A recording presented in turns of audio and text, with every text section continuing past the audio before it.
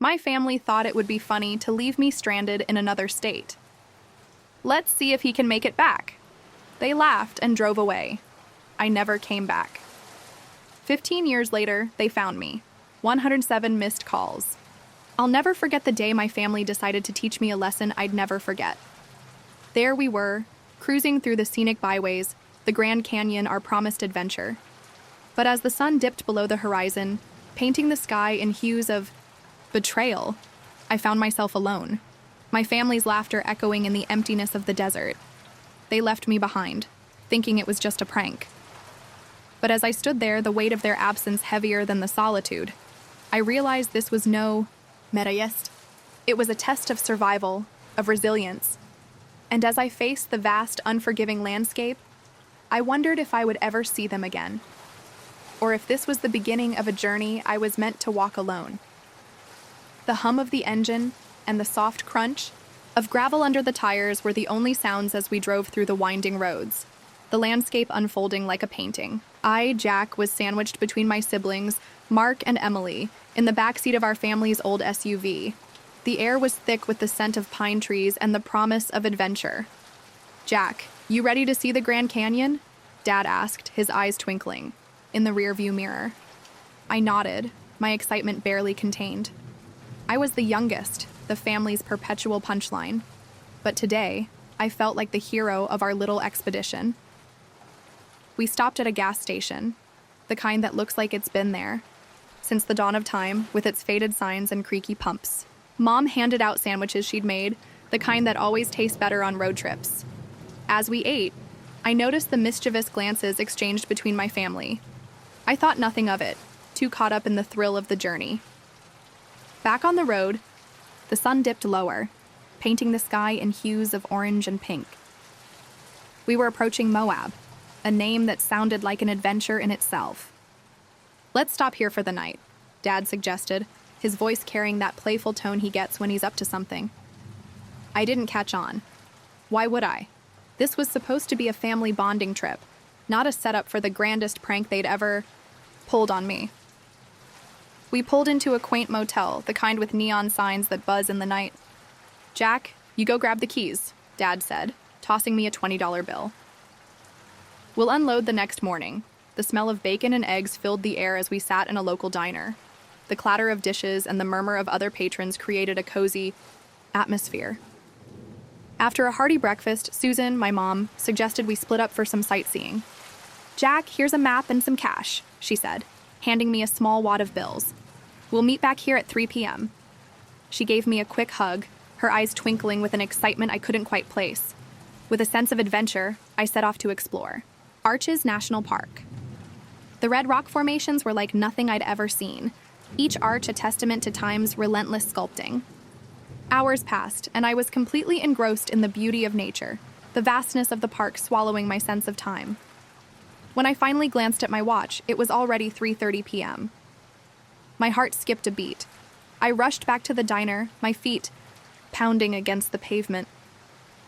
But as I approached, the sight of the empty parking lot where our family car should have been sent a chill down my spine. There, pinned to the diner's bulletin board, was a note.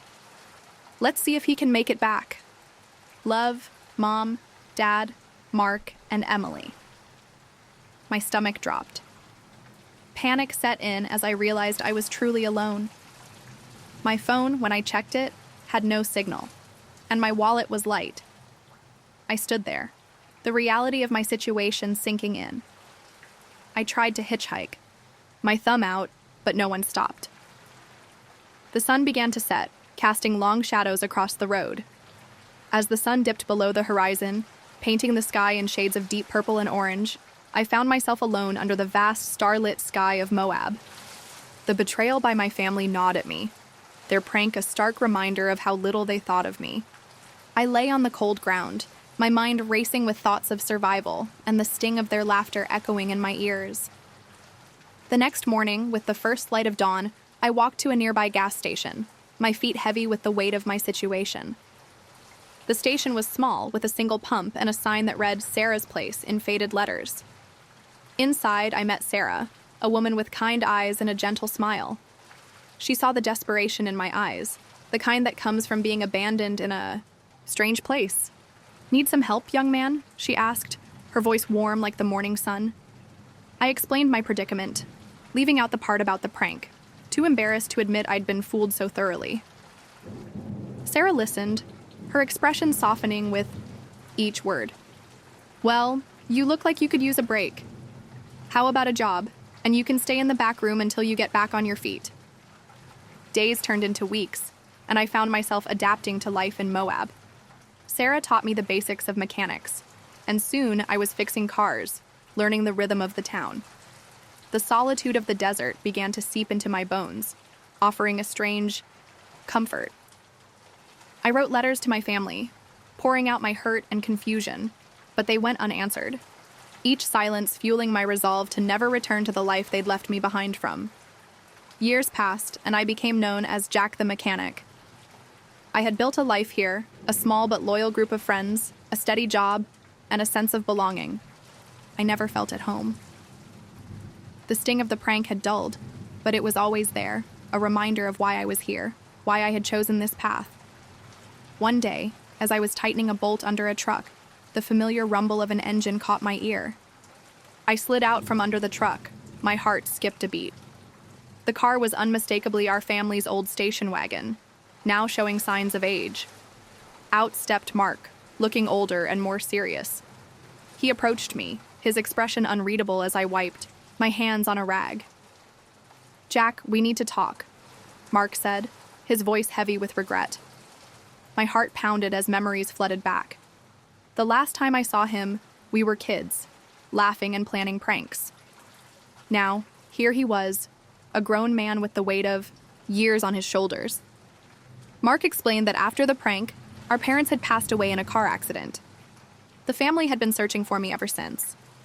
The missed calls, the letters, all had been attempts to reach me, but I had changed my number and moved on, trying to erase the pain of that day. I stood there, the weight of 15 years of silence between us, as Mark handed me a stack of letters, each one marked with my name. My hands trembled as I took them, the paper feeling like a bridge to a past I had tried to forget. "I'm sorry, Jack," Mark continued, his voice cracking. "We thought it was just a harmless prank. We didn't know it would end like this." The letters were filled with apologies, explanations, and pleas for forgiveness. Each one was a testament to the regret and sorrow that had followed that fateful day.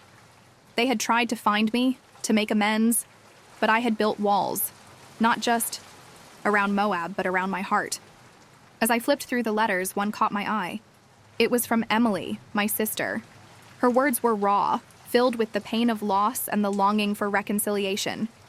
She wrote about how the prank had haunted her, how she had always felt responsible for pushing it too far. "Jack, please," Mark's voice pulled me back to the present. "We've missed you. We need you back. Not just for us, but for you. You've missed so much." I looked up at him, the desert sun casting long shadows across his face. The anger, the betrayal, it was all there, simmering beneath the surface. I took the letters and retreated to my small apartment above the station. Each letter was a piece of a puzzle I had long since given up trying to solve. They were filled with apologies, updates, and pleas for me to come back. The last letter was from Emily, detailing how the prank had torn the family apart, how they had searched for me, and how they missed me every day. Her words were like a knife, slicing through the layers of time and distance I had put between us. She wrote about the guilt she carried, how she wished she could take it all back. She talked about how our parents' death had left a void, and how she had hoped I would return to fill it, to heal the family. The realization hit me like a ton of bricks. My family had suffered, not just from the prank, but from the loss of our parents, from the fracture in our bond. I had been living in a self-imposed exile, thinking I was the only one hurt, the only one betrayed. But here, in these letters, was the evidence of their pain, their longing, their regret. I felt a mix of emotions swirling inside me: anger at the prank, sorrow for the time lost, and a longing for reconciliation. The letters were heavy in my hands, each one a testament to the years I had missed. the moments that could never be reclaimed. I sat there, the silence of my apartment echoing the silence that had grown between us over the years. The letters lay scattered around me, a mosaic of missed opportunities and unspoken words. With a heavy heart, I decided it was time to face my past. The pain of the prank, the loss of my parents, the years of solitude. They all demanded resolution. I couldn't keep running from my history, from the people who, despite everything, still called me family. I knew what I had to do. I would go back, not just for them, but for me. To confront the memories, to find forgiveness, or at least understanding. The journey back would not be easy, but it was necessary. As I looked out the window, the desert stretched out before me, a vast expanse of red and gold mirroring the turmoil within. The decision to return was not just about facing my family. It was about confronting the man I had become in their absence. I packed a small bag, the letters from my siblings tucked safely inside, their words a constant reminder of what I was returning to. The drive back to my hometown was long, each mile a step closer to a past I had tried to outrun. The landscape changed, from the rugged beauty of the desert to the familiar green of the forests that surrounded my childhood home. As I pulled into town, the familiar sights hit me like a wave. The old diner where we used to eat, the park where we played, and finally, the house where I grew up. It looked smaller now, weathered by time, but it was home. The door opened before I could even knock, and there they were, Mark and Emily, older, their faces lined with the years we had lost. Their eyes were a mixture of hope and fear, mirroring the emotions I felt. We stood there, the threshold between us a symbol of the divide that had grown over the years. "Jack," Emily whispered, her voice breaking the silence. Tears streamed down, her face as she stepped forward, her arms open. I stepped into her embrace, feeling the years melt away in that moment of reunion. Mark joined us, his hug firm, filled with the unspoken apologies of a lifetime. We moved inside, the house filled, with the scent of coffee and the faint aroma of our mother's favorite flowers, a silent tribute to her memory. The living room, where we had spent countless hours together, now bore the marks of time, but it was still our sanctuary.